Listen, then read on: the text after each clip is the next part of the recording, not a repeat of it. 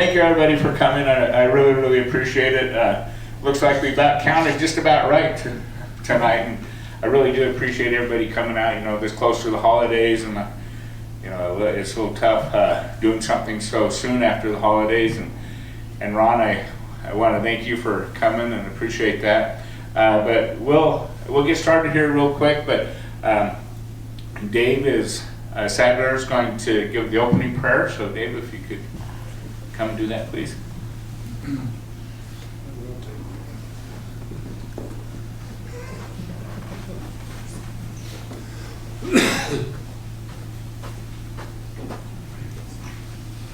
Okay, if you guys join me, that'd be great. Father, thank you for the chance to come before your throne as your children. Thank you for the chance for us to meet here together as friends and neighbors, brothers and sisters.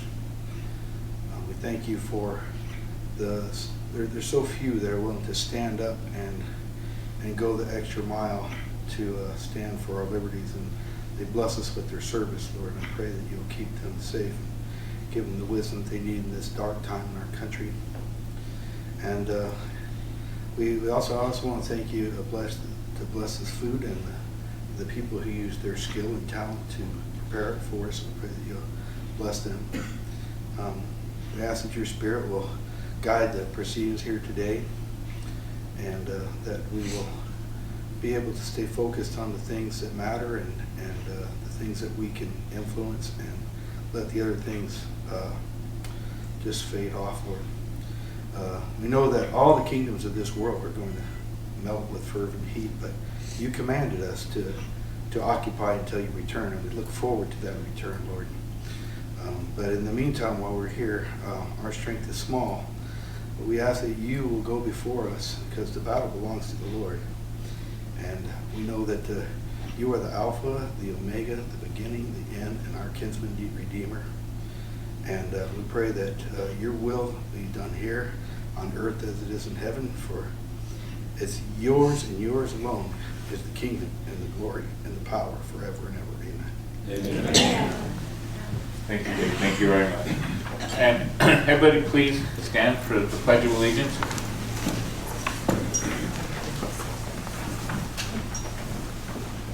I pledge allegiance to the flag of the United States of America and to the republic for which it stands, one nation, under God, indivisible, with liberty and justice for all. Thank you. Thank you, everyone. All right, well, we'll go ahead and get started. It's a serve yourself. It's brisket and some other stuff there. Why don't we let Ron, I'm going to let you lead the way. That way you can at least eat and get things done. And then what we'll do is just one way or another, I'm between people and their food. sort of pay, there's not a lot of us here, so pay attention and try not to gang up too much on the end, but let's go ahead and eat, and then when Ron gets a little bit of a chance to eat, then we'll get the program started. So with that, all right? Thank you very much. Thank you. Ron followed by the ladies. Ron's in the lead. Ron is a good leader, he really is. You gotta give him that. So, and what we'll do is, Dennis, go ahead and follow him in this table and then work through it. Thank you. Well, I hope I understand.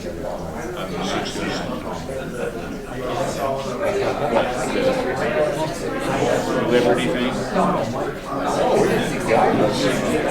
Yeah, you can. I just know it'll be on the 22nd in there. He said it'll be that. Yeah, I just confirmed. No, I just apologized if I offended.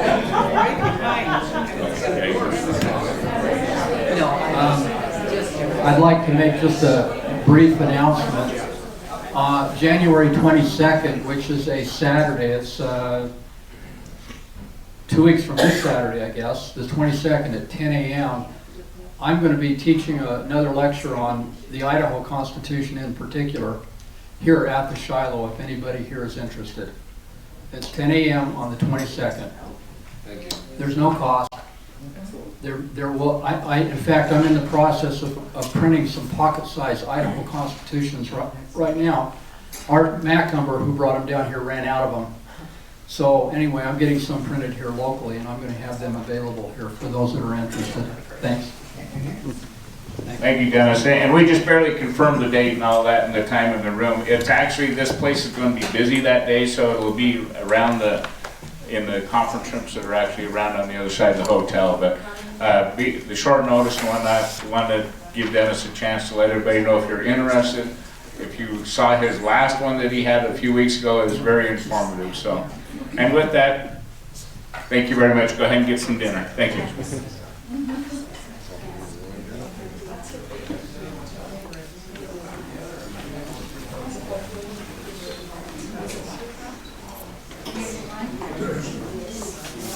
Well, she can make it. That's winter brew. Good. It's winter brew that day also. It's winter brew. It's the downtown. I poured her. What time is that, all day? Yes, it starts at 2 hours.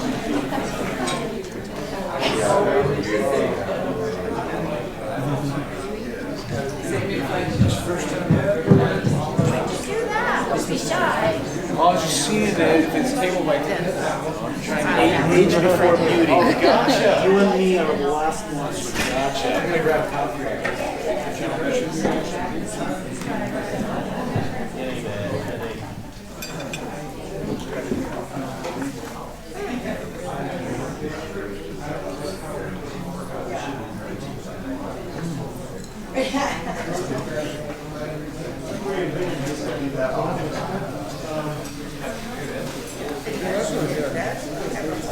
yeah, you know, I don't have that. Okay. I did. Oh, okay. Oh my God. So sick. Bill was so bloody. What's that?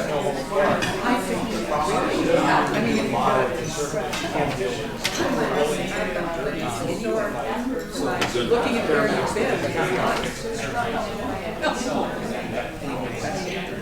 Well, thank you again, everyone. Ron's done with his dinner, so we're going to get him started here. Just a couple of things real quick. I do want to extend a real thanks to Dave and Debbie Sadler. They worked very hard to try to put this together, and the Snake River Event Center, they're tolerant with us to help us do all of this. And there's a lady, Marla, that does the centerpieces for us, and I forget her last name, but I just really glad of the support and appreciate it. And I'm glad for everybody else's support here. One of the primary reasons for this dinner is to get us together so that we can talk and visit and get to know each other, but it's also, we need to find good people that will help figure out, help fix our country, help things. And you see that there's a form on your table here, and if you're interested in running for an office, doing something, we have to be involved to be able to cause change. You can't fix anything from your basement, so you have to get out and you have to make some things happen. I didn't hear the comment.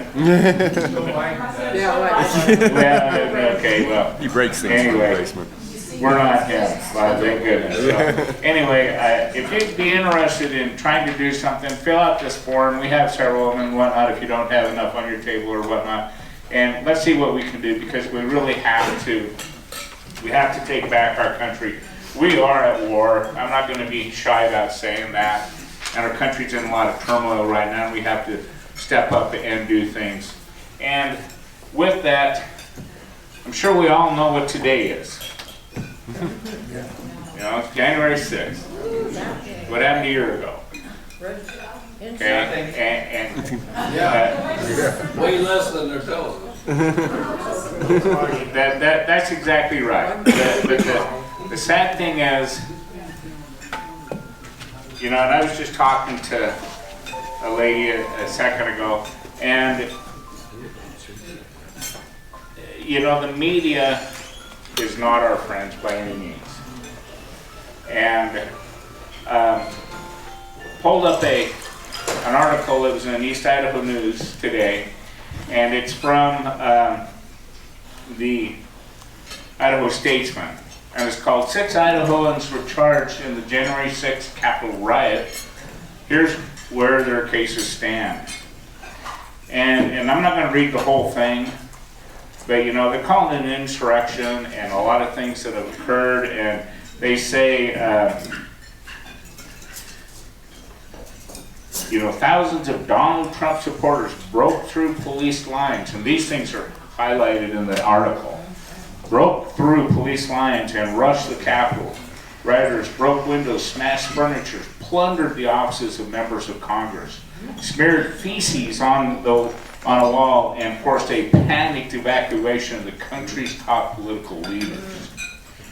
About 140 law enforcement officers were injured, beaten by poles, attacked with bear spray, or crushed in the onslaught. 4 civilians died that day, including a woman, Ashley Babbitt, who was shot by police when she attempted to break into a hallway that directly adjoined the House of Representatives chamber. One Capitol police officer, Brian Sicknick, died of a stroke following the attack. At least 4 police officers who defended the Capitol and Congress that day killed themselves in the ensuing months. Repairs of the building to have exceeded $1.4 million. That's just the start of the article. It makes it sound like it was a horrible, horrible day, and that, I mean, that there was, like you would almost see in downtown Portland today. Okay. The evidence that we see, if you look at something other than mainstream media, you start seeing a different story.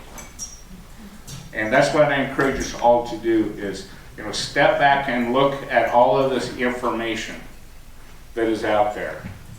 The story you're being told from certain outlets, media outlets, it's designed to be a certain way.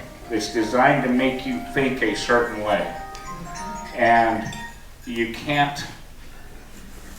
you know, you have to look beyond that, and you have to think for yourself.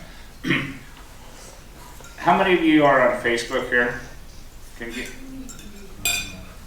Not a lot of us, but and I'm learning to get on Facebook. But I saw an article today on Facebook, because I do have to try to keep track of things on there. And there was an article about how in classes and whatnot, that if you set a group of people in a table like this and show them a line, and some 3 lines in a standard line, and it's obvious that the standard line only matches one of the 3 lines. Anyway, there was a video in that article, and they had most of the table, like they had 6 people at the table. 5 of the 6 people were in on it, if you will.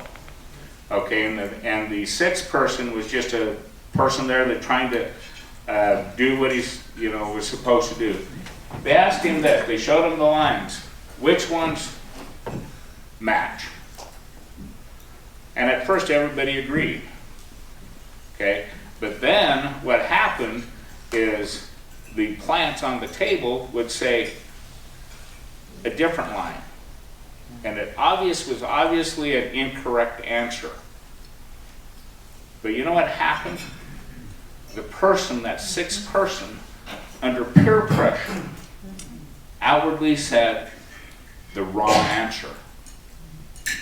And that's what's happening right now. We're getting a lot of rhetoric. We are being told by the people that have the money, that can force feed you things like this, and you think it's true. It's not true. You need to stand up and say, no, that is not true. You need to put the line in the sand and say, this is not true. And enough is enough. And you need to work to convince your friends and your family and everybody else to look beyond what is being force-fed to you by design to make you think something that is not true. And that is truly so they can control you. And they are after our country, or they're after our world. Okay? and I implore us all to stand up and start pushing back, taking this form and filling it out and say, you know what, I'm going to make a difference. I'm not talking Civil War or anything like that, because that is not a good thing. Okay, but we have to take it back the way we know how to do it. Okay? And so I encourage us to do that. With that, I'd like to just take, there are people that are still in prison in Washington because of this. They have no constitution, their constitutional rights are non-existent. We think that everybody in the United States has certain rights, and the judicial system plays things fairly and all that. That is not true. Okay, and we do have people currently being held for something that is untrue in a state that is terrible. I'd like to take, if we can, just to have a moment of silence for those people, if we could.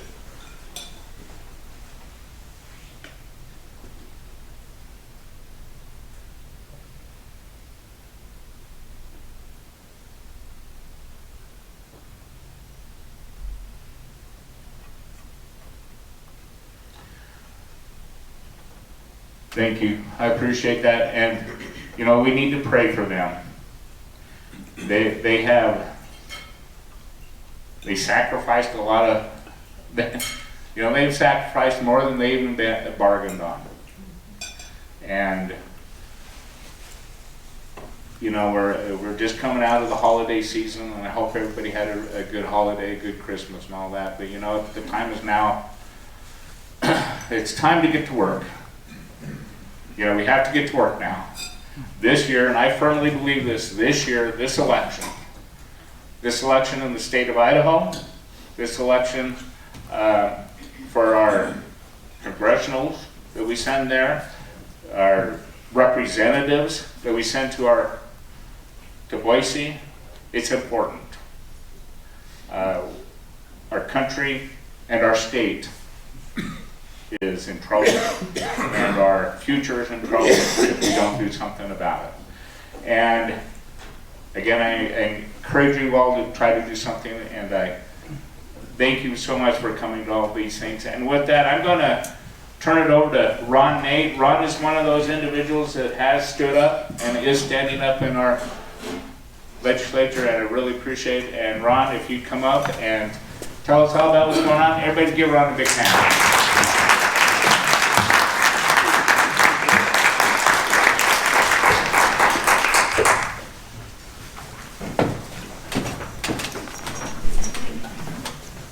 Thank you, Doug, and thank you, Cindy, for putting this together and doing this week in and week out. I mean, if you look at the schedule for Stand Up for Idaho, it's amazing. It's like it's easier to list the days where there's no events than to list all the events. And Debbie and Dave too, for their support and everything, putting this together. I'm pleased to be here to speak again, and I want to start out by talking a little bit about nuts and bolts about what's going on in the next few days and few months. And then I want to share a message with you. Today's January 6th. Monday is January 10th. Does anyone know what's special about January 10th this year? Session starts. The legislative session starts. And so we will be, I'm looking for the right word, treated. We'll be put through the State of the State address, which is where the governor of the state of Idaho addresses the legislature and indeed the whole state and tells us how our state is doing and what his plan is for the next legislative session and for the next few months of this term. When you hear him speak, he'll talk a lot about goals and ideals, about education, transportation, ideals for the state. He will also mention tens of millions, hundreds of millions, billions of dollars worth of spending that he has planned for the state. And it will all sound wonderful. It'll all sound great, that we want to do this program and that program. and all sorts of things. Problem is that the state won't be as great as he says, and the money won't help. What we need is a restoration back to the principles that this state and this country was built on, and those are the principles of freedom and constitutional rights, and families making decisions for themselves, and businesses making decisions for themselves, and less government, not more government, restoration of freedom, not further erosion of freedom, lower taxes, not higher taxes, less dependence on the federal government, not more dependence on the federal government, because we know it all comes with strings attached. So I would encourage you to maybe tune in before the State of the State address and listen to a group of legislators talk about a conservative agenda for Idaho. Last year was the first year we did this. This year is the second year we're doing it. We put together a conservative agenda for the state of Idaho, and they were on the table as you came in. Left mine here on the floor. But 31 legislators have signed on to be supportive of a conservative agenda. We spent months going through it and what we wanted, the message we wanted to send and what we want to work toward in the 2022 legislative session. We did this last year and it was largely successful. We got the biggest tax cut in Idaho history, and it's a lot bigger than it would have been under leadership's point of view because they felt the pressure from the liberty-minded legislators and a lot of good people and good groups like you who said, you know what, we want to return to lower taxes. Well, this year, 3 categories: restore freedom, lower taxes, and less government. And you can see the items within those that we're working toward. And it is a conservative agenda. We have 70 House members in the Idaho legislature. We have 35 senators in the Idaho legislature. Those are, in the House of Representatives, 58 of the 70 are Republicans. In the Senate, 28 out of the 35 are Republicans. 28 plus 58, I don't know, quickly, do the math. What's that, 86, 76? 86. Okay, all right. Doing math in front of people is awful. I do it every day. I'm an economist. All right, so I would say you're an economist. Yeah, I know, whatever. But you might ask why we only have 31. Only 31. 31, by the way, is about a third of the legislature. But I would think that all these Republicans who in the next few months will come to you and say that they are a conservative legislator, ask them why they didn't sign on if they didn't sign on. Because you look at this, there's nothing here that deviates really from the Republican platform or good conservative constitutional principles. Every Republican who says they're a conservative ought to have signed on to this and ought to support it. Watch their votes, see if they match up with this or not, or if they vote one way and then come home and talk another. The elections matter, and you know, there's some great things on here. Some real push-button issues are, we need to have, if we don't have anything done, we need election integrity. Because if we are trying to get good people elected and return our republic to the people, we need to have sound elections. There have been anomalies all across the state. Some elections were decided by 50 votes, and there were at least 100 anomalies of people voting from addresses that we don't have a clear record of them being there. And we need to ensure that, you know, it's not hard to run a secure election. You just need to get people to vote on the same day as much as possible. You know, there are exceptions for absentee voting. They need to vote in person, show an ID, and have a paper copy of the recorded votes so that we can always run back and do a recount. These are just simple principles, but when you bring it up in the legislature, for some reason, you start getting criticized for trying to suppress votes. No, we just want sound elections. We have a $1.6 billion surplus. This says $1.5 billion because when it was printed, that's what it was. But now it's up to $1.6 billion surplus. To put that in context, the state budget for last year was right around $4 billion. So for a surplus of $1.6 billion, we're talking a 40% surplus. A lot of state agencies, a lot of programs have their eye on that money, and they want to spend it. But it's your money. Taxpayers earn this. It is I think the first place it ought to go is to back to the taxpayers who need to support their families, run their businesses, who have felt the negative impacts of a shutdown economy and have felt the impacts of inflation. We can repeal the tax on groceries, we can cut property taxes, make them more reasonable, make it so people aren't taxed out of their homes. And we can, education we keep putting more and more money toward it. We have great teachers, but we don't have a very great system. And so great teachers, even in a broken system, isn't going to produce the results we want. If you look at test scores, they have not improved with the increase in spending. One thing we know that helps education is letting the teachers be the professionals they are and have a competitive education system, and parents being able to choose what works best.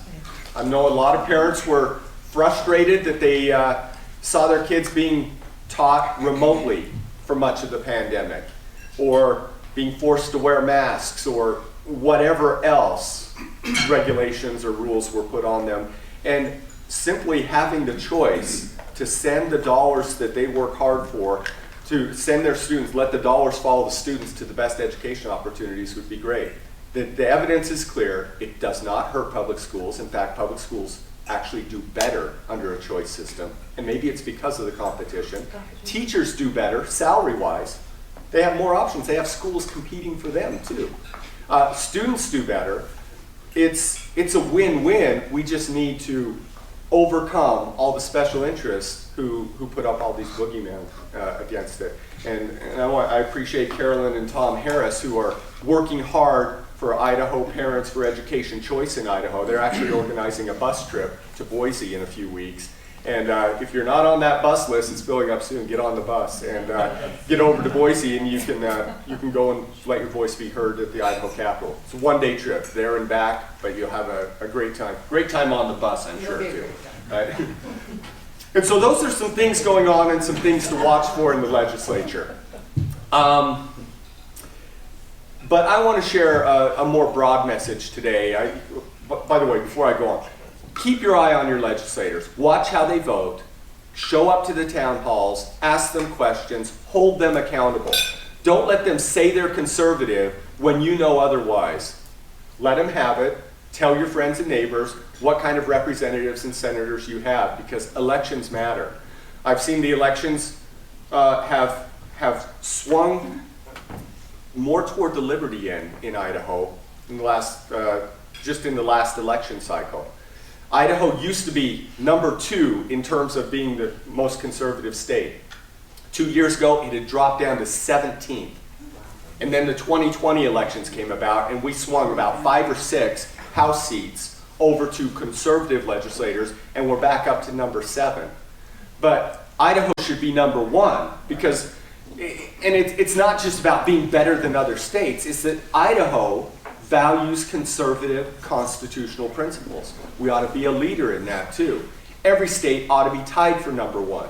But if we're not going to be tied, Idaho ought to be at the top of the list, and we can do that. Elections will matter. Now my message.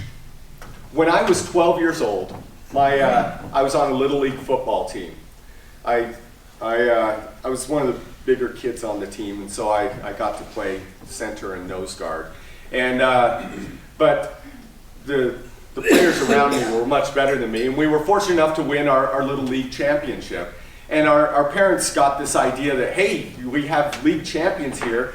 Some of them had connections with people in California, so they organized a trip for us to go and play the California League champions. And we thought that was great. And so they organized a flight. We actually flew. It was the first time I had ever been on a plane. And my grandparents dropped us off at the airport. They walked in with us. We walked all the way up to the gate, watched a bunch of planes land. They called our flight number, and grandparents gave us a hug, and we were on our way, and the grandparents went back to the car, and it was just, that was air travel.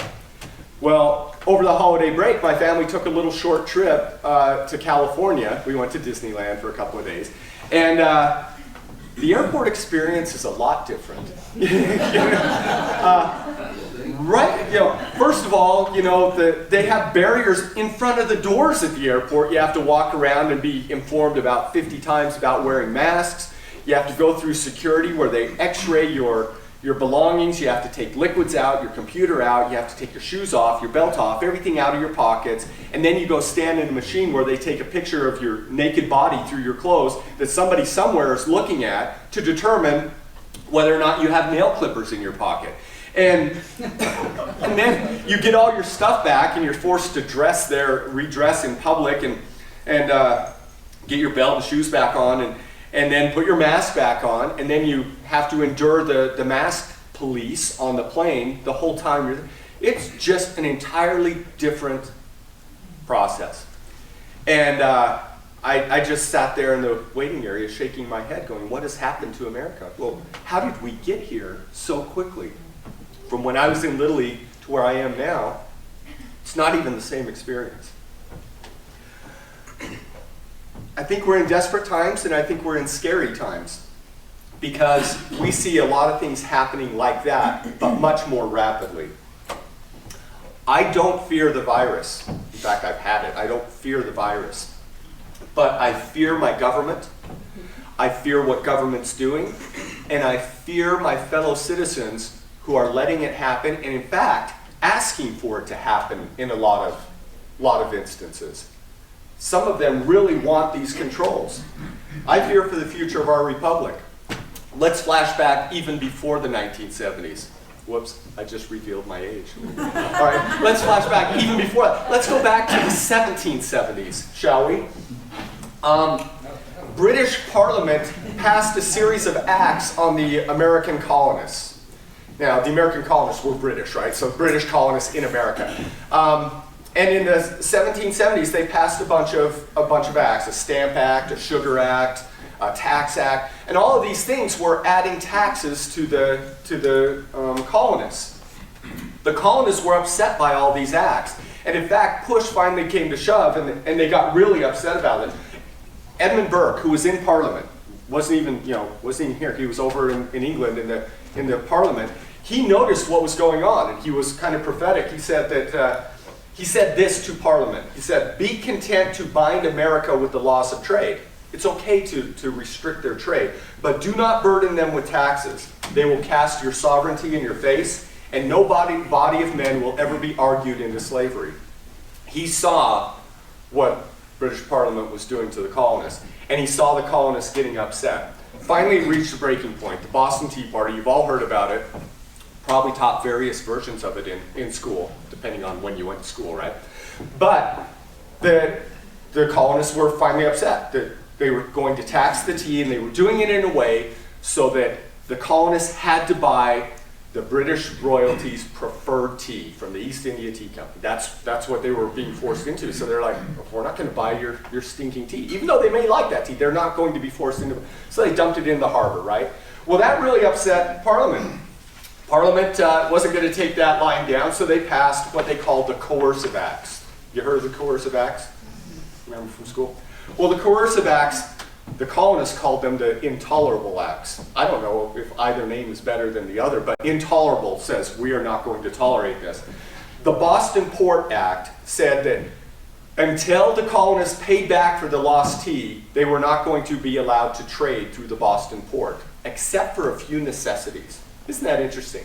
The Parliament accepted things like, some of the necessities like oil and salt and stuff were allowed through, but nothing else would be traded through there. So that was the Boston Port Act. The Massachusetts Government Act revoked the colonial charter, disassembled the Massachusetts Assembly, and put in a new one approved by the King and Parliament. Thomas Gage headed it.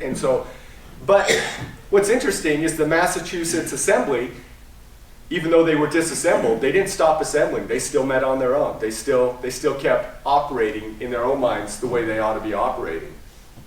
The Administration of Justice Act was called by the colonists the Murder Act, because what it said is any British officials who were accused of a crime in the colonies would be tried back in England on the continent. The colonists obviously thought that was unfair because they would get preferred treatment. These British officials would get preferred treatment when they're tried by their friendly officials back in England. And so they thought they would get away with murder. That's why they were called the Murderous Acts. And they were. They were getting away with it. The Quartering Act said that any buildings on your private property that you weren't using could be commandeered or used by the British military for quartering. It didn't specifically apply to their houses, but it could be, but it was mostly buildings on private property. That was the only act of the coercive acts that applied to all the colonies. Everything else was directed at Massachusetts. One other act in there was the Quebec Act, which moved the border, which actually took away some private property from some colonists. Now, note a few things with these acts. The Thomas Gage dismantling the Massachusetts Assembly was a tyrannical act. They took away the representation that Massachusetts had elected and put in place their own preferred ones. Overturned elections. Only the Quartering Act, like I said, applied to all the colonies. Yet all the colonies reacted to the Massachusetts acts too. Why do you think the colonies were upset with a Boston Tea Act, with a Boston Port Act, or with an Administrative Act? Why would the other colonies be upset with that? So they can do it to Boston, they can do it to you. That's right. If they can do it to Massachusetts, they can do it to you. They saw what was coming. The other colonies, seeing what would be next, rallied around Massachusetts. They sent them money. They actually sent them the resources that they weren't able to have shipped in. They were supportive of them. They wrote letters. They expressed support via resolutions. And Thomas Jefferson, who is disparaged as a slaveholder in modern day textbooks, right? Thomas Jefferson was upset that the king stopped the colonies from prohibiting the slave trade in the colonies. The colonies wanted to prohibit the slave trade. The king wouldn't let them do that. The acts backfired, right? They galvanized the colonies all around Massachusetts and with each other. They caused fence sitters to join the Patriot cause.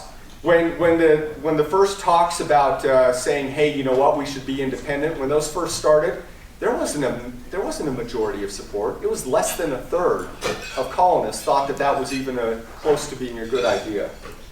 The colonists elected delegates to a Continental Congress to start exploring ideas. Edmund Burke called this a new fierce spirit of liberty that he saw happening in the colonies. And they were responding to a long train of abuses, usurpation of power, tyranny. The result of this, you all know, was the Declaration of Independence, which was consolidated by the War for Independence, which the colonists won, beating the strongest military in the world at that point. It was the birth of our country. It was the opportunity to form a new government, which is a rare opportunity for a group of people to ever do, to form their own new government out of nothingness to be something. And we got a constitutional form of government. From this, we have freedom, we have liberty, we have a constitutional republic, and it's been handed down through generations. And now it falls to us. Are we going to preserve it and protect it, or let it go away? Fast forward to the present. Have we been thusly abused? Have we been as abused as the colonists? Yeah. We call them the coercive acts, the intolerable acts. Let's list a few things that is happening now that's happening to us. Let's go back even almost 20 years. The Patriot Act. The Patriot Act, surveillance and searches violating the Fourth Amendment. The TSA, which I already mentioned. Do you feel your rights are protected as you go through TSA? All you want to do is engage in commerce with an airline to pay them money to fly you somewhere, and you have to have all sorts of your papers, effects, and privacy violated. Clearly against the Fourth Amendment. The Affordable Care Act, forcing you to buy government-run health care, which had never been done before, forcing you to buy something, and the promise was that it would be cheaper, it would impact more people, and it would be higher quality, none of which have been achieved. Now, recently, in the last 2 years, we've had the COVID scare regime. We've had lockdowns, we've had business shutdowns, we've had church shutdowns. Essential workers were the only ones allowed to work. Interesting, state liquor stores were essential. but not other businesses. So why state liquor stores? It's a revenue thing. Social distancing requirements. Events have been prohibited and canceled. Healthcare access restrictions. You have a dying grandmother you can't go and visit. Yeah. Only one member of your family can go visit a sick kid. It's crazy. Mask mandates, vaccine mandates. At the local level, we have public health districts determining laws without ever legislating those things. We have cities and counties imposing mandates and restrictions. At the state level, the governor, acting a little bit like King George, is issuing executive orders and deciding which businesses exist, which don't, which mandates you should do and which shouldn't. We have inactive and inept legislative leaders who aren't listening to the will of the people, but they're listening to the will of the special interests. I work with them on a daily basis. I know what pressures they're responding to. It's hard for me to articulate or prove, but I know that they're not responding to the people because I'm talking to the people all the time. At the federal or the kingship level, you know what's going on there. Let me read you a few quotes. This is back from September. This is President Biden. Here's some things, some little tidbits from him. As your president, these are quotes, so I'm not. Okay. So President Biden says, as your president, I'm announcing tonight a new plan to require more Americans to be vaccinated to combat those blocking public health. This is not about freedom or personal choice. It's about protecting yourself and those around you. Did you ever think you'd hear a U.S. president say this is not about freedom or personal choice? Wow. Okay. My job as president is to protect all Americans. Now, I've read through the Constitution. It's not that big of a document. In those articles talking about executive powers, it doesn't say the executive is supposed to protect all Americans. Nowhere in there does it say that. He says, I'm using my authority to expand that to cover 17 million healthcare workers. He will sign an executive order that will require all executive branch federal employees to be vaccinated. He says, we have been patient, but our patience is wearing thin, and your refusal has cost all of us. Patience is wearing thin. Okay. He says, my administration has already required teachers at the schools run by the Defense Department, because that's his authority, the Defense Department, the Interior Department, to get vaccinated. And he says, that's authority I possess. He doesn't run the Defense Department. He doesn't run the Defense Department. And he says, if they'll not help, if these governors won't help us beat the pandemic, I'll use my power as president to get them out of the way. Does that not sound like Thomas Gage and King George talking about a Massachusetts assembly? He's going to overrule the will of an Idaho population in terms of what our governor does. He says, again, and I'll finish up, my first responsibility as president is to protect the American people and make sure we have enough vaccine for every American, including boosters for every American. And he finishes with these two words, get vaccinated. Not an ask, it's an order. Okay, not only am I dismayed by these overt acts of tyranny and force, I'm dismayed by the vast number of Americans who see no problem with what he said. Yeah.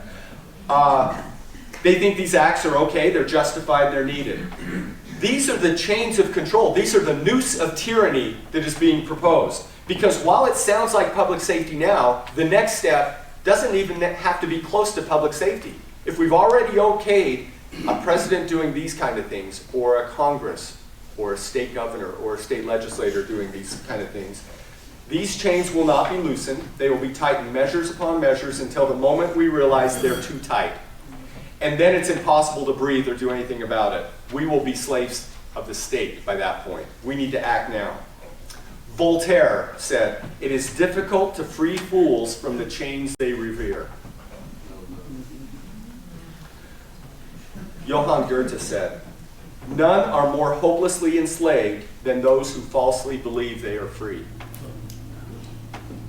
Have you heard people say these safety measures ensure our freedom? And if you'll excuse me, if you'll pardon me, Adolf Hitler put this slogan on concentration camps. If anyone here speaks German, I apologize for my pronunciation now. I was at the Dachau concentration camps, and on there, on the gate as you walk in an archway, it says, Arbeit macht frei.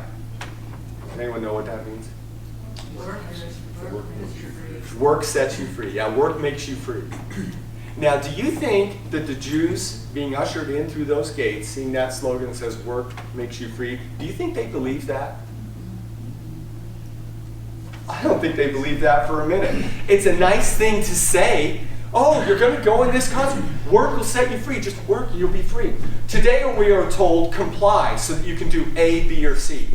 Comply, wear the mask, get vaccinated so that we can reopen our businesses, reopen our schools, and free society. Complying sets you free is what we're being told today. It doesn't sound far from what the tyrant said just a few decades ago. I see those two slogans as so close together. It's time for a call to action. We have nurses, even in Idaho, who are having their jobs threatened, who are being fired for not complying with a mandate. We have INL workers who are being threatened with their jobs. Some have lost their jobs because they don't want to disclose their vaccination status. They may not want to get vaccinated, and if they don't comply, they get fired. And this not only applies to INL workers, but the contractors of INL workers. We can have other industries. Micron has talked about this. They've talked about it with our schools, that because of government dictates, people can be losing their jobs and losing their freedom and their ability to provide for their families. These medical workers, these federal workers and contractors, they may not be you yet. They may be you, they may be somebody in your family, but they may not be you yet either. They may be somebody you know, somebody you read about in the newspaper that has nothing to do with your family. Well, think of them as Massachusetts. Just because it's not you or your family yet does not mean that you're not next, because you could be next. I feel like I could be next any moment. That they could just say, you know what, anyone teaching kids, anyone teaching students in Idaho has to be vaccinated. It could be me next. So it's not just about them and oh, it's okay because it's not my industry yet. We could all be next. So we need to rally just like those other colonies did, around workers who are being threatened, around families who are being threatened. It's not about a disease anymore. It's about special interest politics, cronyism, control, and tyranny, and elected representatives who sometimes lack courage. We had 15 members of the House of Representatives go to Boise ready to reconvene the legislature. If we had 36, we could have done it, but only 15 had the courage to show up. If your legislator showed up, let him know and support him and get him back there in the next election. If your legislator didn't show up, they better have a good answer and they better commit to showing up next time, or they don't deserve your support. All of this is about abuse of power and intolerable acts and a long train of abuses. It's not going to end. They've gotten away with it. They talk about Omicron now. They'll talk about the next one. Finally, the evidence is just starting to be recognized that maybe masks don't do what they said they would do all along. So you know what they're going to do? They're not going to remove a mask mandate. They're going to double down and mandate a bigger, tougher mask. Have you heard of them talking about an N95 now? If the boosters aren't working, what are they going to do? Are they going to say, well, let's stop mandating? What are they going to do? Mandate another booster. Six boosters. Yeah, they'll do more. It's a long train of abuses. It's not going to end. As long as we keep complying, as long as we keep letting it affect others, as long as it's not affecting us, it's going to keep coming. We must act. Stand Up for Idaho is acting. I see groups like this forming around the state. You are not alone. You're not alone. More of this is happening than I've ever seen before. Be there. Go tell your government what they need to do. Get on the bus. Go there and tell them what they need to do and what they don't need to do. Go to your city council meetings, your county commission meetings, go to your school board meetings, go to the state legislature and let them know you're watching. Let them know what you're demanding and that you're voting and that you're supporting candidates. I've seen the most powerful thing that makes legislators change their mind on something is not that somebody had made a great constitutional argument to them. It's that they thought they might lose votes or lose the next election. If enough people talk to them and say, hey, I'm going to fight against you in the next election if you don't support this, that's when legislators change their mind, because that's what speaks to them. Doesn't speak to me. I'm willing to lose an election on the principles of voting the right way. And so, but the people are coming around. They want more legislators to vote the right way, to protect rights, not take them away, to protect their freedoms, not take them away. So we have work to do. Call Scott Bedke. He's the leader of the House of Representatives. I've seen him stop bills, and I've seen him get bills moving. For some reason, he has wielded that power because enough legislators have let him. We're pushing back, and if people push back, he will have to change. You know he's running for office? You think he's going to be sensitive to what people say to him? He's going to be sensitive in election season, so let him know. Make him change. And then make him lose, because we have a better candidate.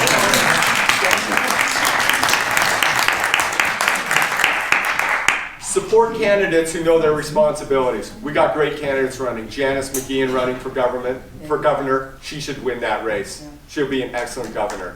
She has courage. Priscilla Giddings running for lieutenant governor. We have Dorothy Moon running for superintendent of education. Brian Smith running for U.S. Congress. A lot of great candidates running for office. Did I leave anyone out? Aaron Bundy running for governor. So okay, I'm not gonna. But as long as it's not little, let's get one of those guys in there. Okay. Anyone else? Okay. Art McComber, Raul Labrador's running in that race too. So anyway, do your research. Find out who is going to stop the long train of abuses, protect rights, and end the tyranny. That's what you need to have. Reagan said, freedom is never more than one generation away from extinction. We didn't pass it along to our children in the bloodstream. It must be fought for, protected, and handed down on for them to do the same. Or one day we will spend our sunset years telling our children and our children's children what it was once like in the United States where men were free. A couple of weeks ago, I'm in the airport, in that waiting room, telling my kids what it was once like to get on a plane. I find myself fulfilling Reagan's prophecy there. I'm telling them, and they can't even conceive of it. They can't even conceive of the idea of you getting out of your car and walking straight to the gate. Yeah. And that's just foreign to them. But it was normal. And now the tyranny has become normal. What other freedoms are we going to have to explain to our children and grandchildren that they've lost? The freedom to own your home without fear of losing it for missing a property tax payment? What other things are we putting at risk that we're going to have to explain to our kids? Today it feels like we're just a few years or months away from losing our great and cherished legacy of freedom and patriotism. It always feels like it's more than ever. We must resist, restore, and protect. And that's what Stand Up for Idaho is all about. Please don't go home and just feel good that you were in a room here with a bunch of people who thought the same way. You need to go and spread this message like a virus.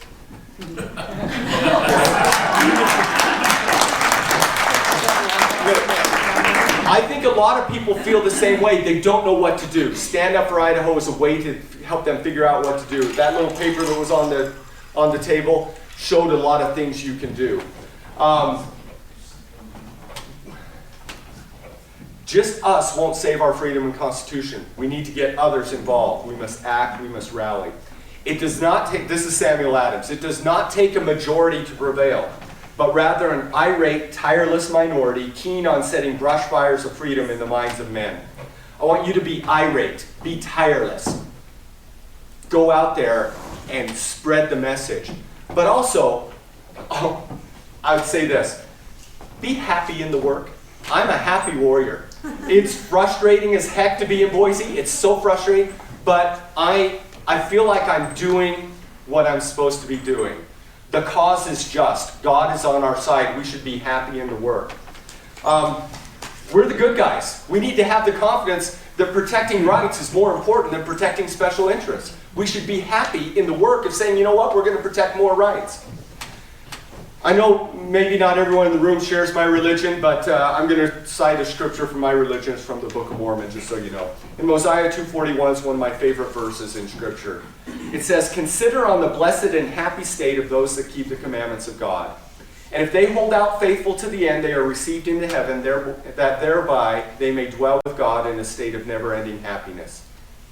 Another prophet once said, he wrote this message, "In memory of our God, our religion and freedom, and our peace, and our wives and our children."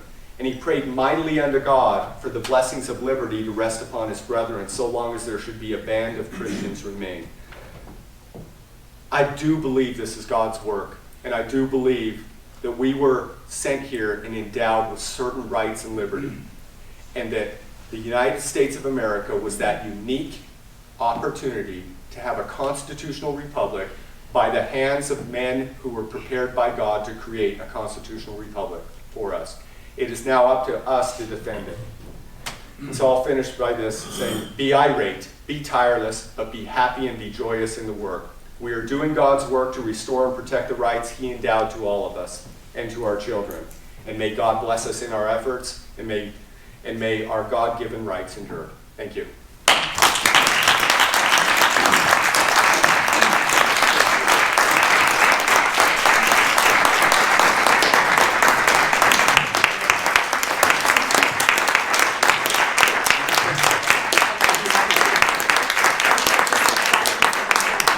I just asked Ron if he'd be open to taking some questions, so I'll hand the mic around and whatnot. So, no, you're part of me, so you get last like everybody. It's a long ride home, Doug. I have the keys. I have some. Sorry, Linda. This isn't a question, Ron. Yeah. I just want everybody to know that Doug and I had the privilege of being in Boise during the special session, and we saw how hard Ron worked for us. He works really hard. We need to get people in there to help him.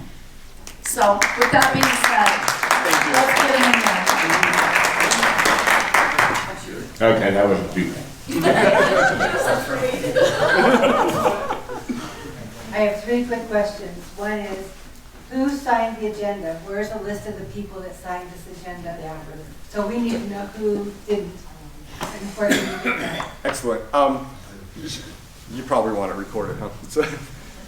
Yeah, stand right in front, right here, and look right in the camera. What I didn't say, but what I should have said, Linda, is that the agenda, you're getting a sneak preview of it. It hasn't been officially released yet, but because I was kind of in charge of organizing, I have the copies. And so you have a sneak peek. It won't be released until Monday, and there'll be a press conference at 10 a.m., and it will include the press release with all the legislators, and there's 31 of them, and I'll make sure you get a copy. But So there's a little bit of time. If a little warning goes out that everybody wants to sign on, they better do it quickly. That's right. Yeah, tell your legislators, hey, if you haven't signed on to that conservative agenda, you ought to get your name on it because, or tell me what you disagree with on it. So, yeah. I just posted the 2021 on the Stand Up for Idaho website. Oh, excellent. Discussion page. And then in the first comment, I put on the PDF that shows the signatures of the 31. Yeah. Or So the list of the 31. Excellent. Yes, go ahead, Linda. Okay, so how do you get these bills through when they're shoved in drawers?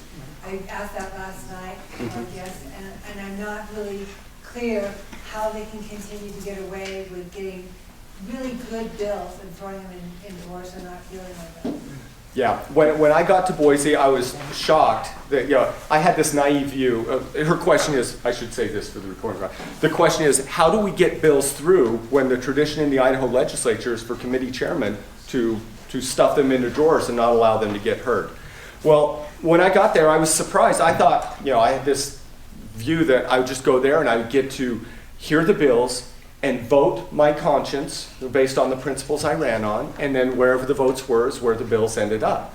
But I was stunned to find out that there's this tradition of chairmen controlling what the committee even hears. So a good bill put in a committee chair's hand who has a beef against a legislator or against a certain issue will not even let the committee hear or vote on that bill.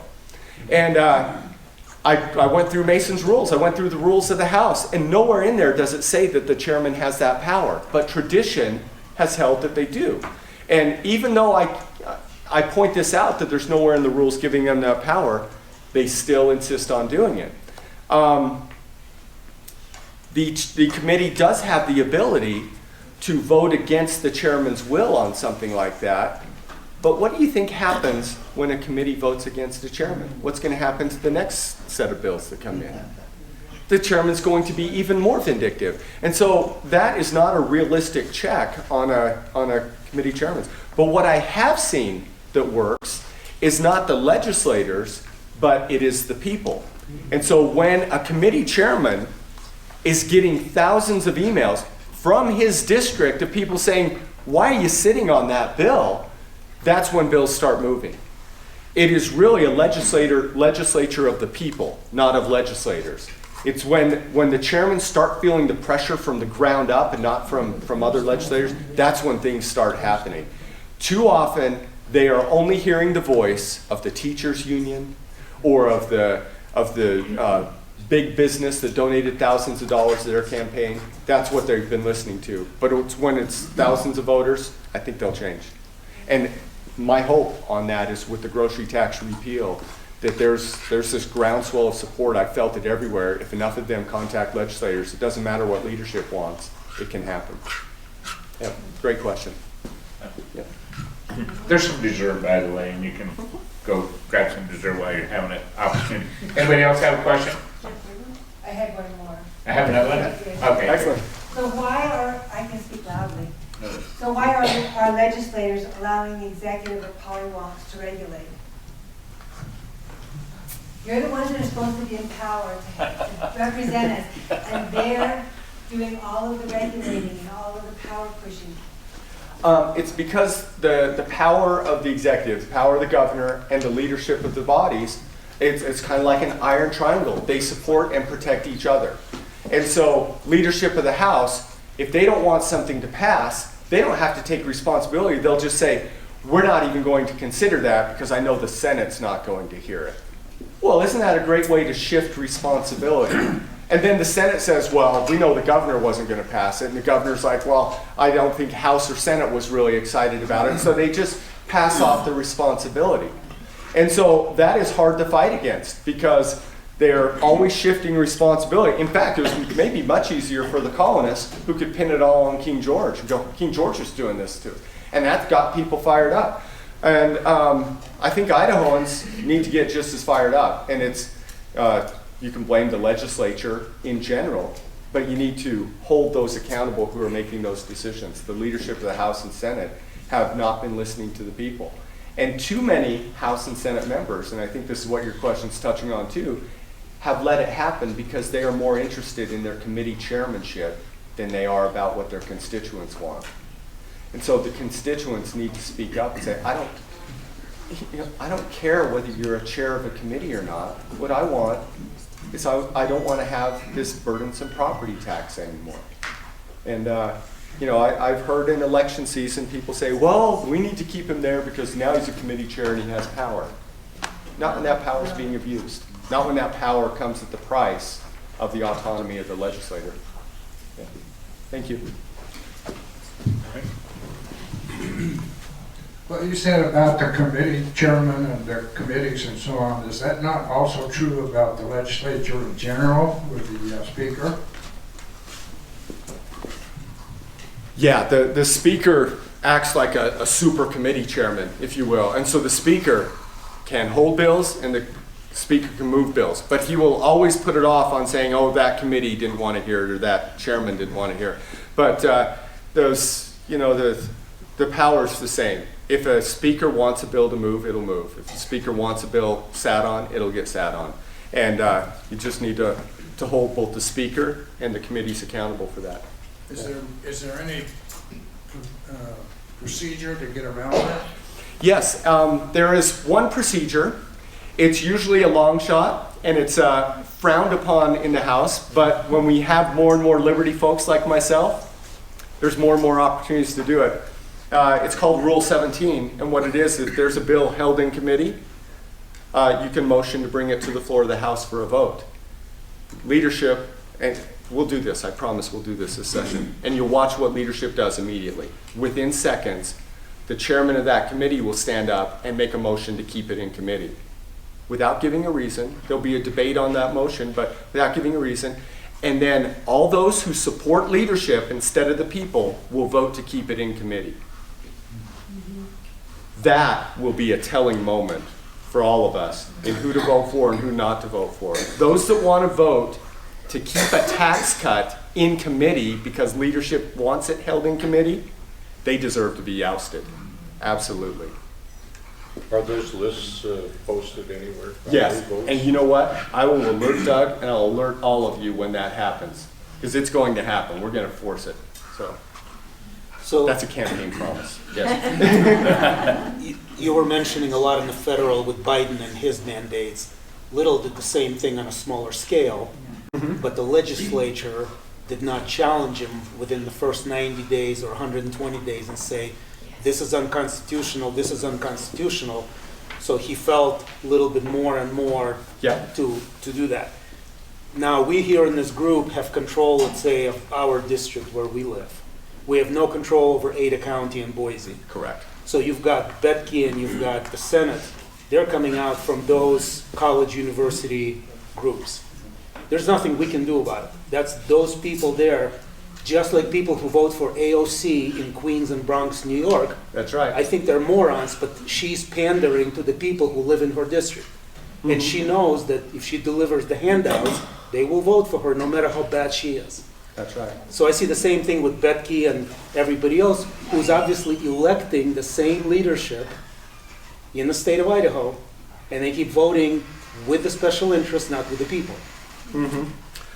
Ultimately, it comes down to, are the people willing to hold their elected officials accountable?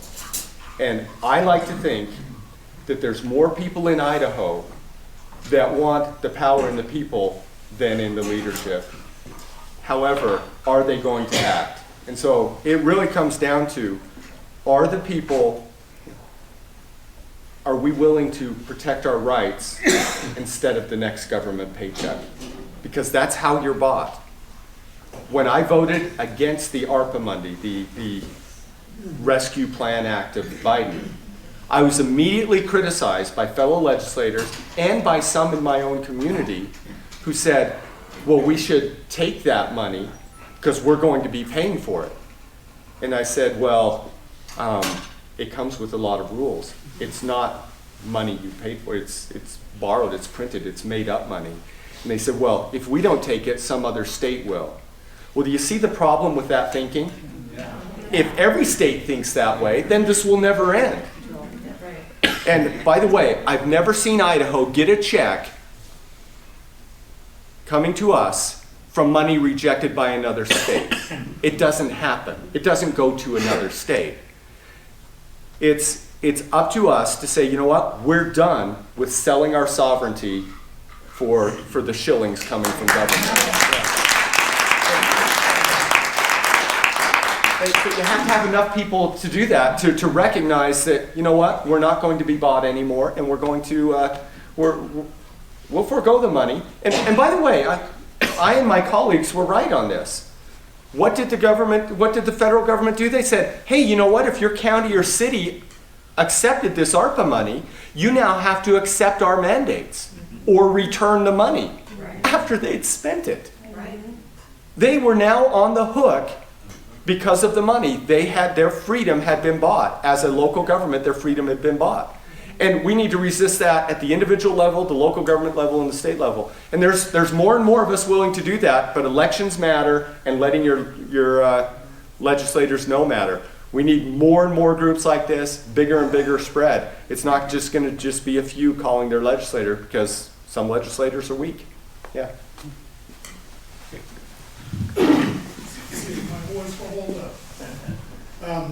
This Take Back Idaho campaign seems to be very well funded, and it seems to me to be the biggest threat to a viral liberty movement that is trying to birth itself. Do you agree, and could you speak to this Take Back Idaho movement? And, yeah. Your thoughts on that, please. Yeah, this Take Back Idaho movement, if you go and do the research and see who's funding it, it's big spenders in Idaho who have supported liberty policy or liberal policies all along, right? They supported the Medicaid expansion, which has been horrible for Idaho and for federal spending and for healthcare in general. They constantly take liberal positions, and they're hand in hand with the 97 Project, which is the ones who did the initiative process to get Medicaid expansion through at the initiative level, and then the legislature was too weak to overturn it. They're all working together, and it is millions and millions of dollars, and they will fight against liberty legislators. But I also see something I haven't seen in Idaho before, and that's more liberty groups popping up, and more people willing to donate to liberty candidates. It is a battle, and the battle isn't just on the floor of the House and the floor of the Senate. The battle is on the doorsteps and in the campaign election season. We're always outspent, but I don't think we're outworked. I mean, I've never outspent my opponent in an election. Usually it's 2-to-1 or 3-to-1 against me.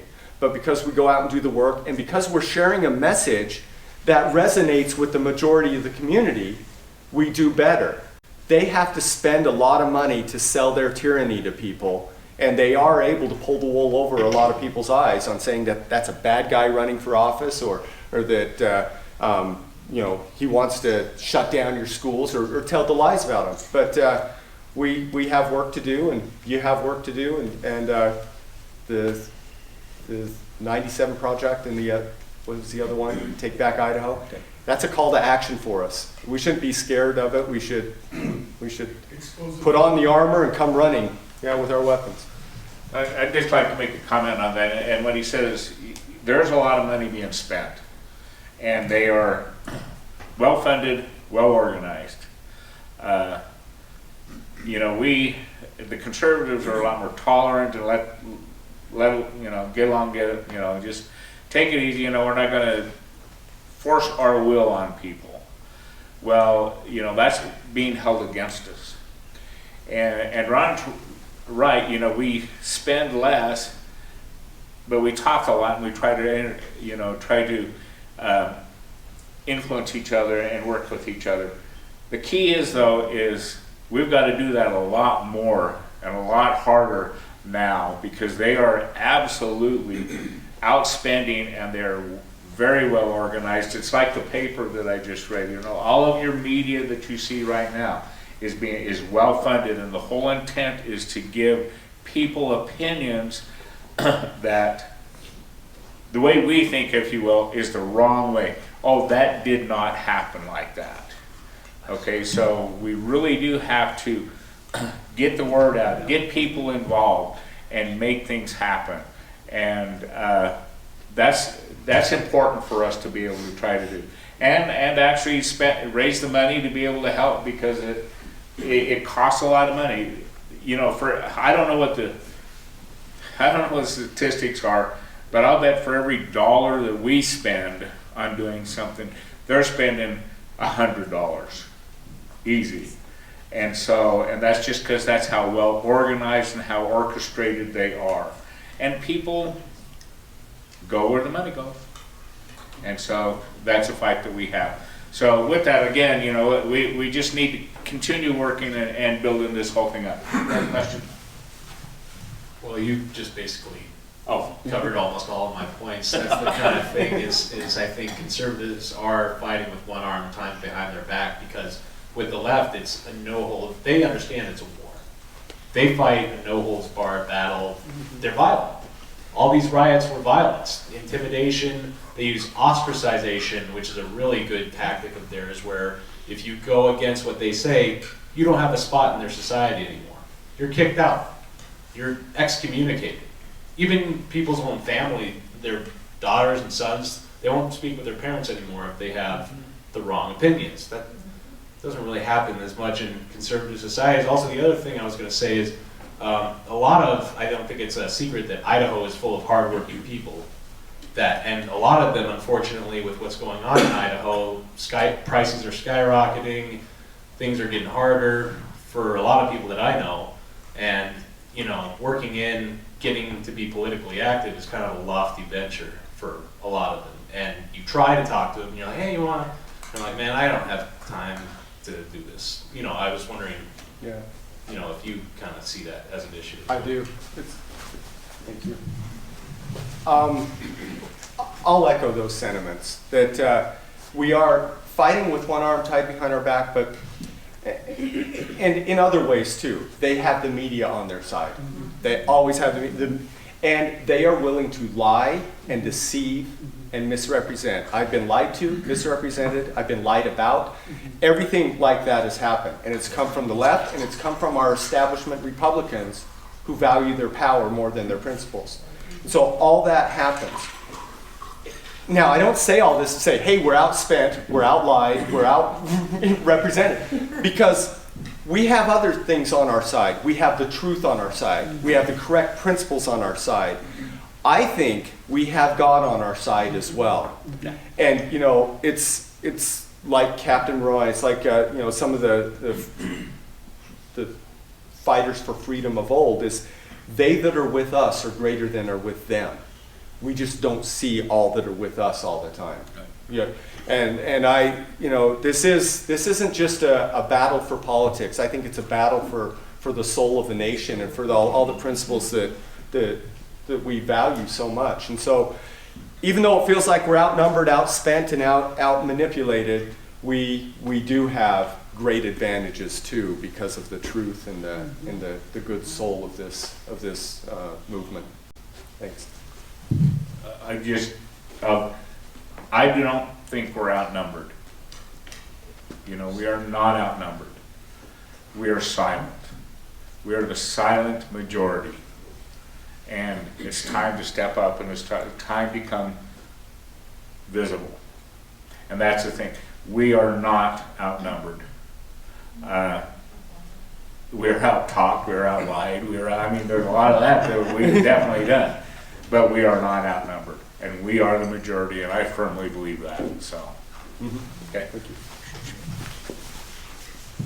So, just one is just kind of more of a point, but when they were having the special session, the one that they said that they had gone to, yeah, and I sent out to multiple people to call Betke's office. It did not go to him. He had it rerouted to a chair-like committee or something like that of two people that I didn't even know. So I didn't even know if it was the right place. And so I was like, okay, maybe I'll have the wrong phone number. And so I double-checked. It was the right number. We called back again. Multiple other people called us as well. And they were getting the same thing. It did not go to his phone. So when you were just saying, you know, try to call him, he didn't take any calls. And so it went to a committee member, probably his phone number, and you could leave messages there. And, you know, if they felt like it, they could listen to it or pass it along to Becky. I don't know. But just so that we did try, and his phone was not. Well, thank you for that. And, yep, those are tactics they'll use. So a question I do have is that there was an incident that happened with a certain prominent political individual in our state, and the school had done something that I don't agree with, like shutting down, not shutting down, but having them lose a game because this individual didn't put a mask on. And anyway, so I called the governor's office about that because I thought it was pretty ridiculous that the school was doing this in the first place. The lady who answered the phone told me, well, the governor does not have a statewide mandate, so why are you calling to complain about this? He didn't tell that school that they had to wear masks. I said, well, maybe he doesn't specifically created a mandate for masks, but he is allowing it basically to happen throughout our state by not speaking against it. And she said, well, the health departments are the ones that are causing those. And she told me that the state legislatures passed a law that gave health departments the ability to make these rules and laws. When I asked her what that statute was, she's like, well, I can't possibly remember, but you can call over to the bills something. And she gave, it was really hard, finally got a hold of somebody, and they didn't know what in the world she was talking about, but the secretary, the lady, an elderly lady, I'm guessing by her voice, said that the state legislators passed a voice that gave health districts this power to make these mandates. And earlier in your talk, you said that the health districts were making these rules. She said that legislators passed a law that gave that. I'm just seeing if you could speak to that. Good question. Yeah. the power of the health districts was already there long before me. I don't know when the legislature passed it, but it is true. It is in law that health districts do have certain powers under emergency declarations. That's why the emergency declaration should be gone, right? Should be revoked, but he's keeping it in place to keep the federal money coming. And we did address a bill that affected that this last time, that said, you know what, school boards ought to have a bigger say than the health districts. So we did change that part of law, but the problem is a lot of the school boards were for the mask mandates. So these school districts that did have mask mandates, the school boards were deciding that too. And so then the question is, you know, what is the role of government here? Well, the Declaration of Independence, you guys can probably cite this part of it, right? We are all endowed by our Creator with certain unalienable rights, that among these are life, liberty, and the pursuit of happiness. That's not the only 3 rights that we get, right? Among these rights we're endowed with are life, liberty, and pursuit of happiness. And we all know that part of the Declaration of Independence. But what we don't often remember is the very next sentence. That to secure these rights, governments were instituted among men. It's not the role of government to take away rights, to limit your liberty. It's to secure your rights, to secure your liberty, your life, and your pursuit of happiness. And I think government at the state level can restrict governments at the local level from impeding on your rights. I think government can restrict others from taking away your rights. And this may sound a little controversial, but I don't think businesses should mandate what you do with your body when we're talking about an experimental vaccine. Okay.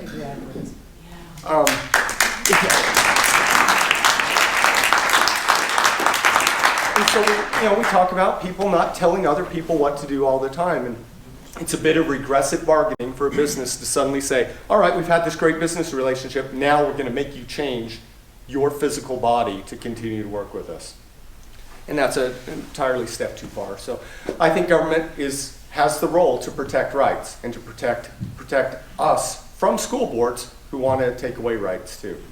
I'm proposing a mask exemption bill that says, you know, we exempt kids from getting a vaccination if their parents have a religious, philosophical, or medical, any objection. And they don't even have to state what the objection is, just that, nope, I'm claiming an exemption. We ought to have the same for masks, too. Right. We can't narrow it down to where it says if they have this, this, and this. No. It's an absolute right. And the exemption is not up for review. They claim an exemption, it's done. They've claimed it. End of story. The exemption is Not asking for permission. That's the problem. Yeah, you're all talking my language. I like that. Yeah. Dave. We've had a lot of federal workers, site workers, military people get kicked out of their jobs because of this mandate. Now, I can only think of 2 times in my lifetime that I've seen mandates, one that came down from, and let me tell you, a mandate is a dictate. And dictates come from dictators. Okay, but Barack Obama mandated you're going to buy health insurance. Now, strangely enough, his little buddy is mandating or dictating that you will get a vaccine. My concern is that we have a lot of talented people working on secret projects out at the site. We have military people, special operators, who many times when they're done with the military service go to work for contractors like Blackwater, which is really just a mercenary group that the United States government uses to do things that they can't send their representatives to go do because it would be illegal. If these people with those talents, knowledge, and skill feel like they've been stabbed in the back by the nation that they served, how do we keep them from going to work and take that skill, knowledge, and work for somebody else that is not our government? That if they feel like they've been stabbed in the back, we're in grave danger. When this was going down at the site, the ATR reactor top was off, and they were threatening the people that worked there with their jobs. So they were in a prime situation for sabotage.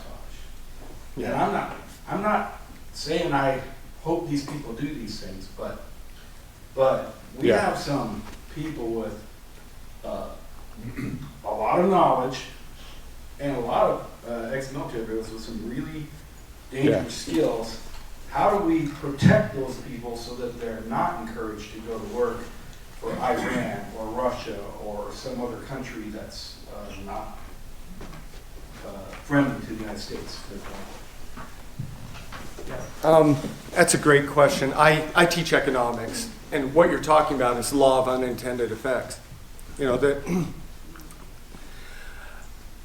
I don't doubt that, maybe I should. I don't doubt that their motives are not noble. The idea of we want to do mandates to keep people safe is a noble intention, right? And so if I take them at their word that their noble intention is to keep people safe, to slow the spread, stop the spread, or keep people from dying, great. But the law of unintended effects says even though you have those noble intentions, your process, your method of doing it can create even greater unintended problems than the ones you're intending. And policy is rife with examples of unintended effects being worse than the original policy. And what you're talking about is one example of where this policy can go awry. And it ought to at least be taken into consideration when they're designing that. I know we have laws against treason, but when you have people in desperate situations, yeah, there can be unintended effects, and they can be very dire. And I don't minimize that. In fact, we ought to pay very close attention to unintended effects whenever we do a policy. And some of the other unintended effects with all of this are the negative impacts we're having on our children. When we debated about vax mandates and mask mandates on the floor of the House, some of the liberals got up and said, we know, this is hard and some children may be affected, but children are resilient. They bounce back. My response to that is when you say children are resilient or that they bounce back, that's only something you say when you know you're hurting children, right? And so that's an admission to me that they know this is harmful to children. And we haven't seen all the numbers yet, but there's negative sociological impacts, there's negative physical impacts. My wife posted a picture of the just horrible rash that this kid was having and still being forced to wear a mask every day, despite all the stuff going on underneath the mask. And all these things going on, suicide rates, families, being broken up into all these things are happening, but that's being ignored because, cases are higher. And if cases aren't higher, then deaths are higher. And if deaths aren't higher, then there's a new strain. There's always something else to keep the train of abuses coming. Yep.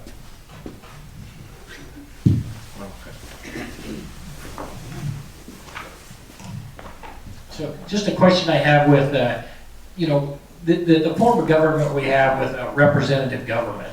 I find it really hard to figure out how we hold our representatives accountable without necessarily having a representative who will step forward and maybe sue or take legal action then that we can get behind and support.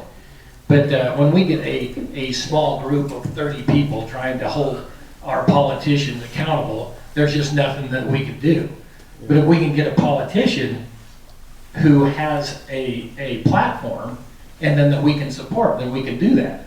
But how do we get a representative to take back the control from our governor? How do we allow him to sit there and run as King Little, but we have all of our representatives who sit on their backside waiting for him to give back the power. Mm-hmm.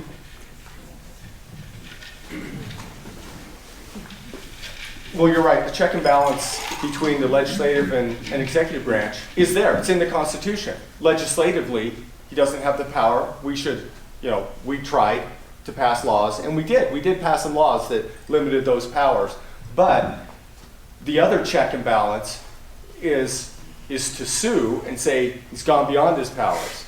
That brings the other branch of government in, the judicial branch, which has to decide this dispute. And it's an interesting thing in this checks and balances that the judicial branch is usually very hesitant to resolve disputes between the executive and legislative branch. Said that's your dispute, you deal with it. And so the judicial branch, when they have a problem with the legislative branch, they just overrule legislation, right? That's what they do. And so they handle their disputes, they overrule the governor. And so should the legislature overrule the governor? And we do have tools to do that. We can change the law, but if he ignores the law, we can change the funding.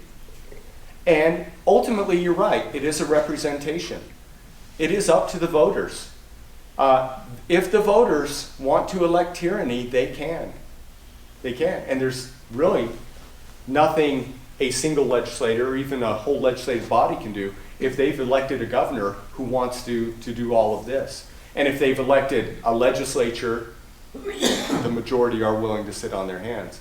That's why every election's important, but I think this next one, I tire of politicians saying this is the most important election we've ever had, because I don't think it is. But I think it's a very important election because we are, I feel like colonists with the long train of abuses. I feel like we have had this happen for so long.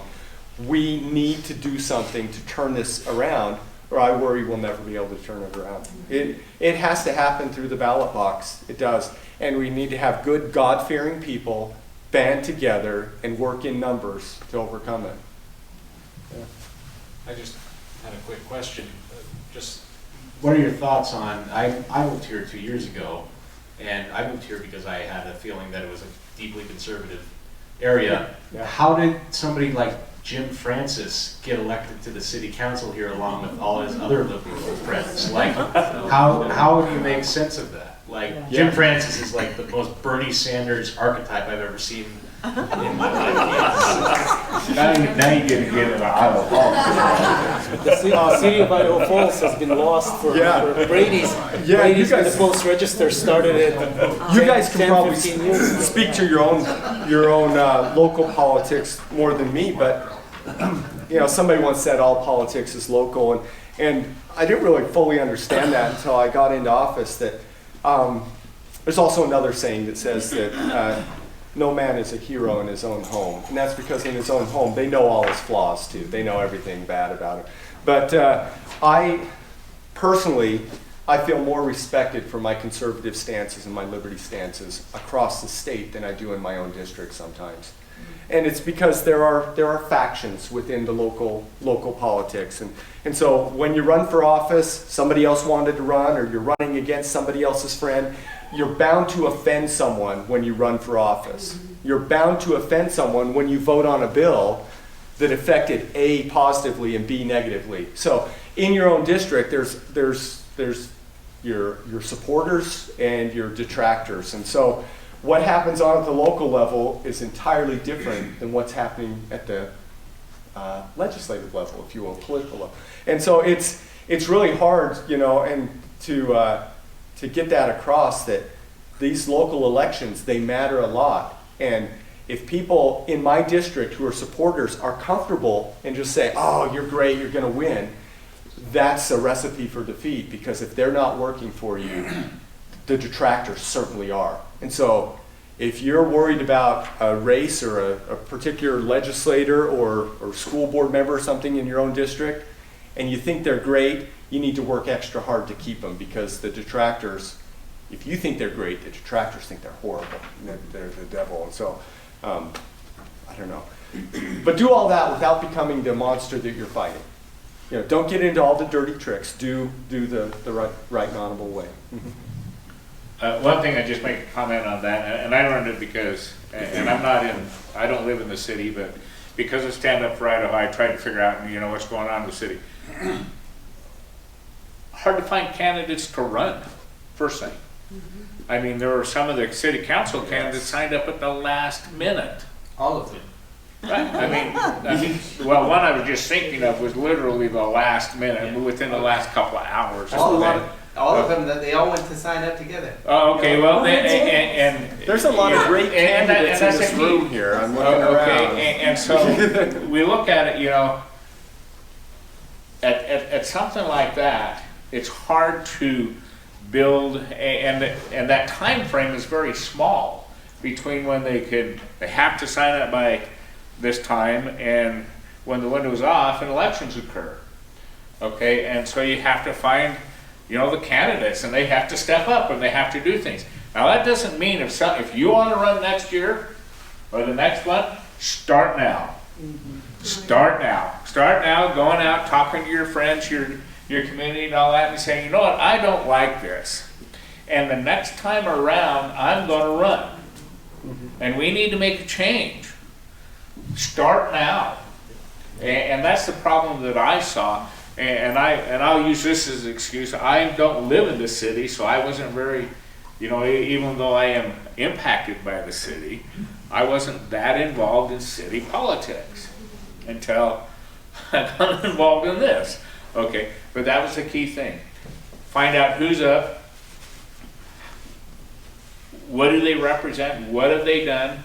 If you like what they're doing, do what Ron's saying, just support them, be sure that they stay there. If you don't, then you need to start now working against them. Two things will happen at least.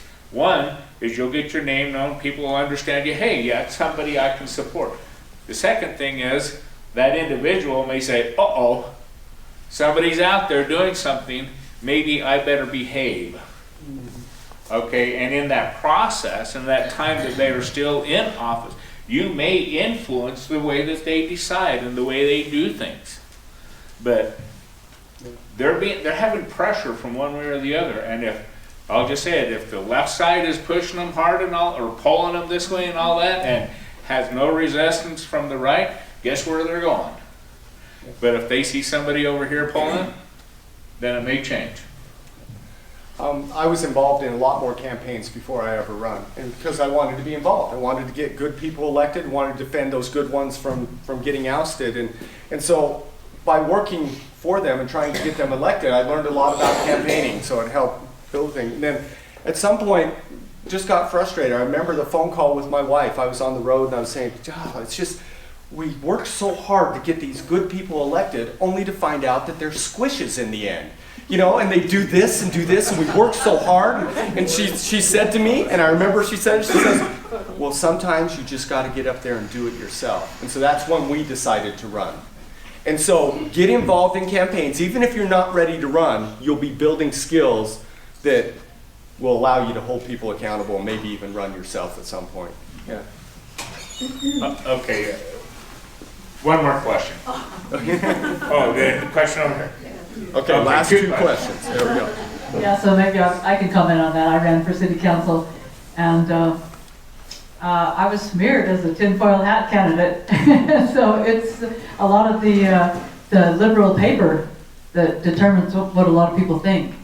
So that's something to battle against, and it makes it hard for me to decide to do it again. Yeah.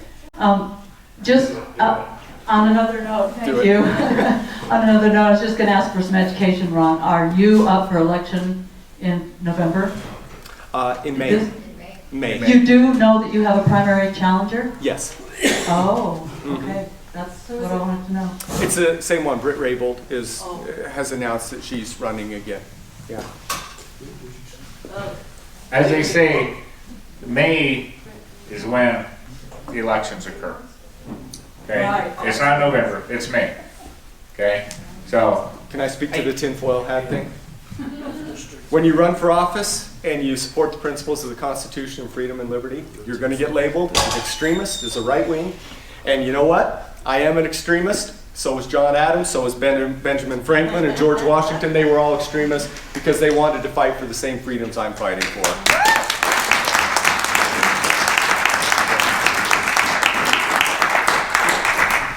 I'm just giving more information. If anybody's interested, the Bonneville County Central Committee for the Republican Party and the GOP, their meetings are once a month on the Thursday, second Thursday, I guess. Second Thursday every month. Right, so it's next Thursday at the Paramount Movie Theater.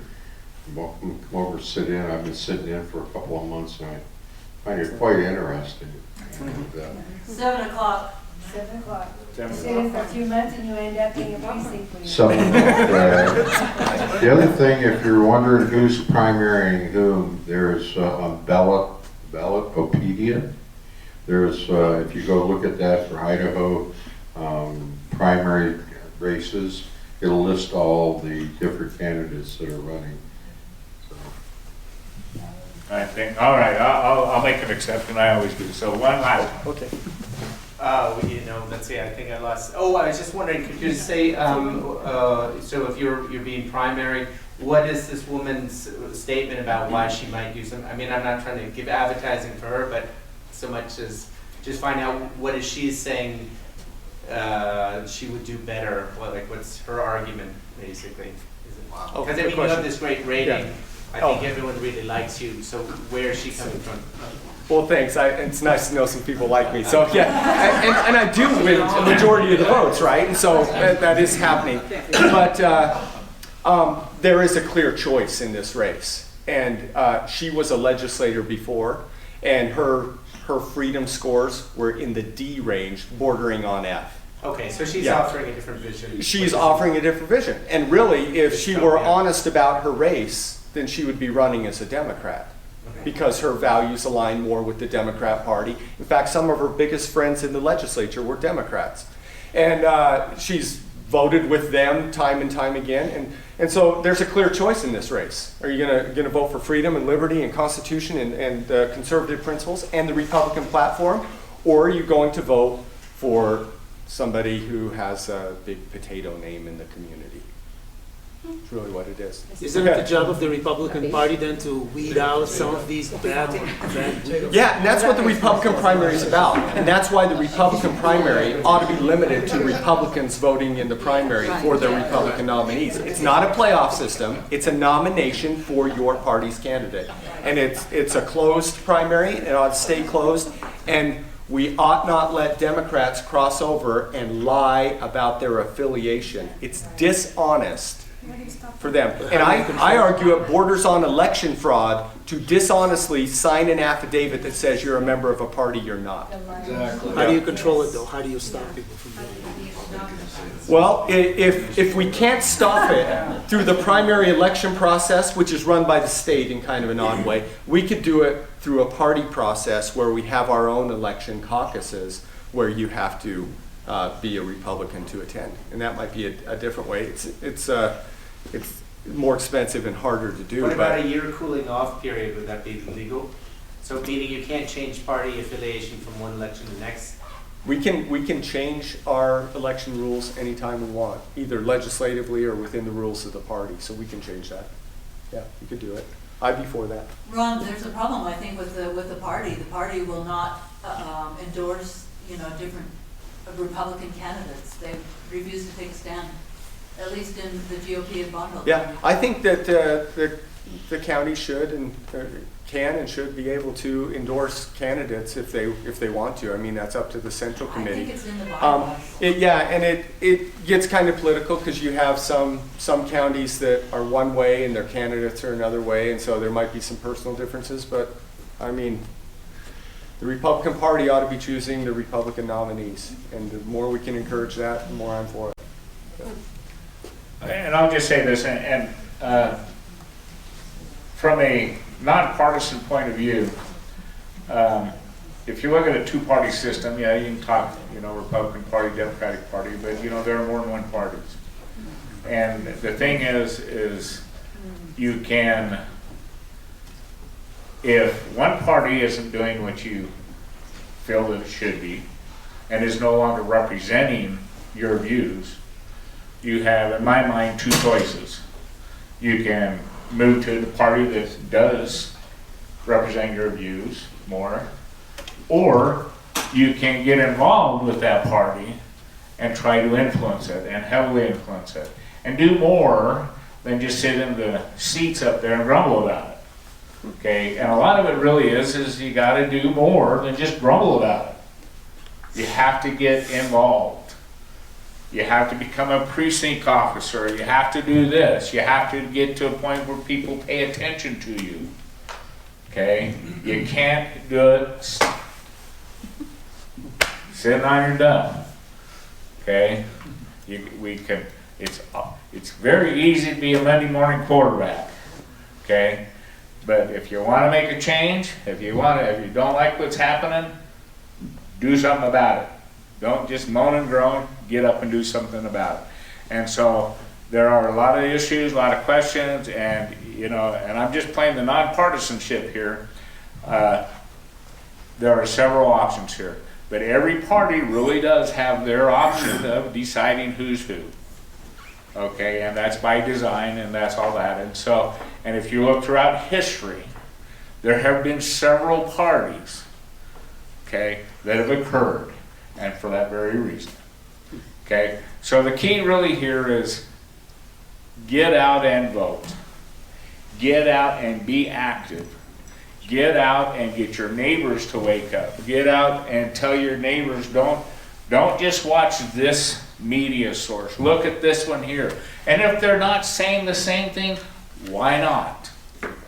Okay, is there a bias on this one that is one way and a bias on this one that's another way, or is this one just seem to be showing the facts or whatever?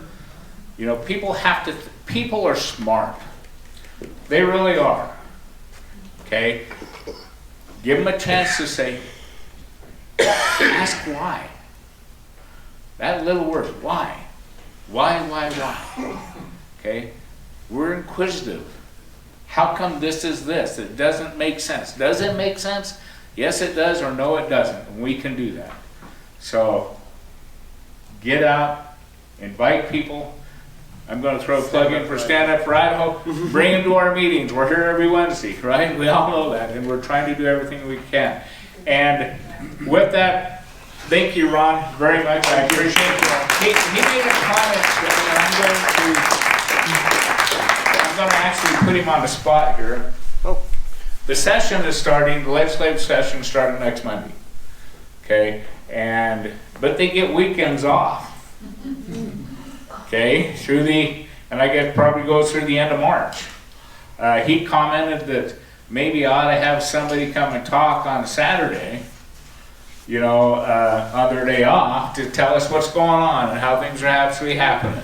Yep. And I would say, Ron, would you be willing to do that? Yep, I come home every weekend. Okay, so that would be everybody be willing to come and bring their friends and whatnot, because obviously if he's going to spend time on a weekend, you know, coming home and driving from Boise and all this to do that, we need to have him and his message delivered to us. So we'll set up a date. I'll work with Ron and we'll make something happen. It will take a weekend, so people, if you were to do that, I'd appreciate that. One other thing, before I close, next Wednesday, well, two other things.